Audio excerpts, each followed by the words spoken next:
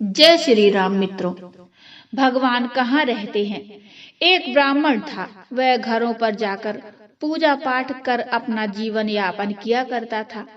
एक बार उस ब्राह्मण को नगर के राजा के महल से पूजा के लिए बुलावा आया। वह ब्राह्मण राजमहल का बुलावा पाकर खुशी खुशी पूजा करने गया। पूजा संपन्न कराकर जब ब्राह्मण घर को आने लगा, तब राजा ने ब्राह्मण से एक सवाल किया।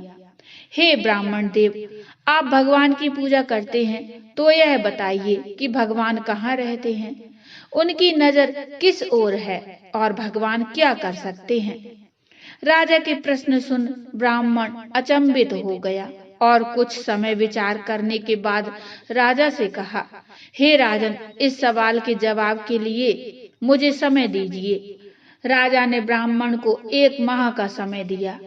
ब्राह्मण प्रतिदिन इसी सोच में उलझा रहता कि इसका जवाब क्या होगा।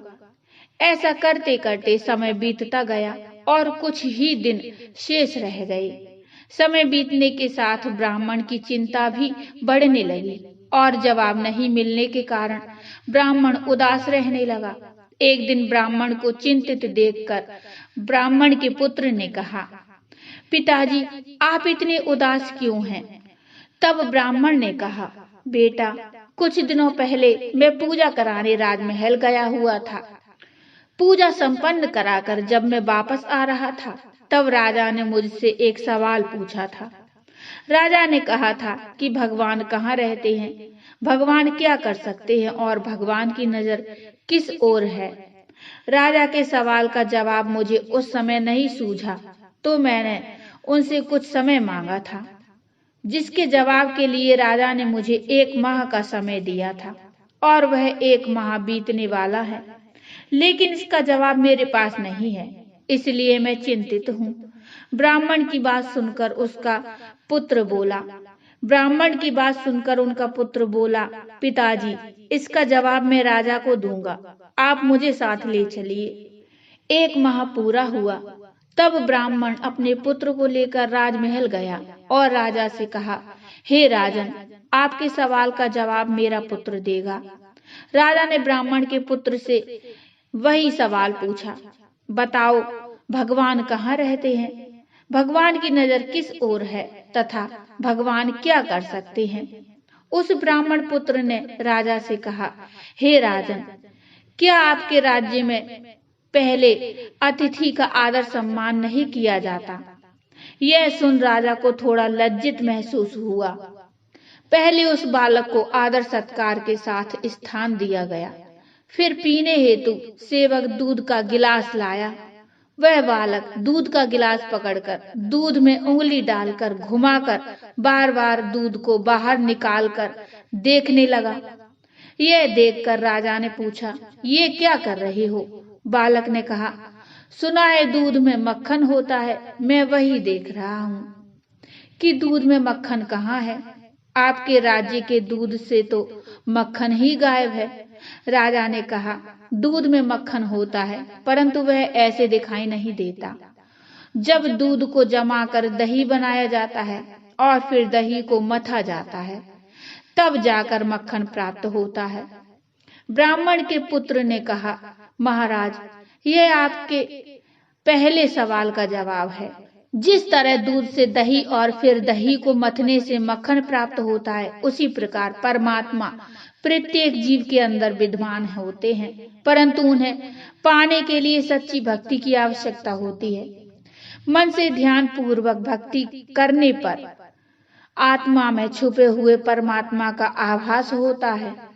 राजा ब्राह्मण के पुत्र के जवाब से खुश हुआ और कहा, अब मेरे दूसरे सवाल का जवाब दो, भगवान किस ओर देखते हैं? उस बालक ने कहा, राजन, इसका जवाब मैं दूंगा, परंतु मुझे इसके लिए एक मोमबत्ती की आवश्यकता है। राजा ने तुरंत मोमबत्ती मंगाई और उस बालक को दिया। उस बालक ने मोमबत्ती को जलाकर कहा, राजन, आप बताइए, इस मोमबत्ती की रोशनी किस ओर है? राजा ने कहा, इसकी रोशनी चारों दिशा में एक समान है। तब उस बालक ने कहा, हे राजन, यही आपके दूसरे सवाल का जवाब है, क्योंकि परमात्मा सर्वद्रष्टा है।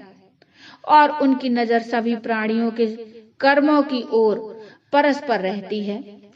राजा उस बालक के जवाब से अत्यधिक प्रसन्न हो गए। अब तो वे अंतिम प्रश्न के उत्तर के लिए और भी उत्सुक हो उठे। राजा ने कहा, मेरे अंतिम सवाल का जवाब दो कि भगवान क्या कर सकते हैं। बालक ने कहा, हे राजन, मैं इस सवाल का उत्तर अवश्य दूंगा, परंतु इसके लिए मुझे आपकी जगह पर और आपको मेरी जगह पर आना होगा। राजा को तो उत्तर जानने की उत्सुकता थी। वो अपनी सहमति दे दिए। वह बालक राजा के सिंहासन पर जा बैठा और कहा, राजन, आपके अंतिम सवाल का जवाब यह है।